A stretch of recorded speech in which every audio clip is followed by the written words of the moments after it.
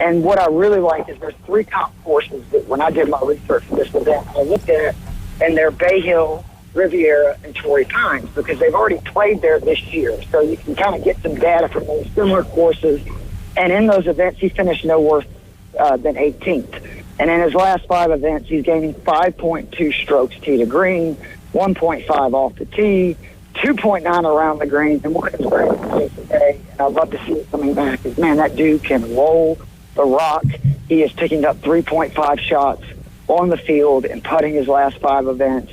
I really think Dave's going to win here soon, and his odds have been creeping down. So it's a good time to grab that. And I think he's a very reasonable price on DraftKings at $9,000. He's actually the anchor of my other lineup, where I went cheaper so I could have more guys kind of in that 7,500 to 8,500.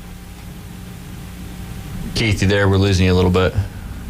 Oh, I'm sorry. Yeah, I'm here. Can you hear me? Yeah, no, you're good. It kind of just faded out for a second. And just for everybody listening, you are listening to ESPN Northwest Florida, and we are joined by Keith Fleming. He is the host of host of 2 Off the Tee, as well as a writer for Fantasy Six Pack, the director of the DFS content for Fantasy and Frames, and we are talking about how to win some money on DraftKings this week coming up for the Wells Fargo Championship.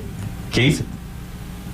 Yeah. Do you want me to give you some other plays I really like? Yeah, absolutely. Yep. Everybody's got their apps open, and we're listening to you. We're popping them in as you're saying. You got it. Yeah. So, at least we are here in studio. Well, I appreciate it. Ricky Fowler is another guy I really like this week. He's 35-1 to win the event. He's won here in 2012. He has a top 5 in his last 2 trips here. So even though Fowler has just really came into the form in the last year, he's proven that he can play this course even recently.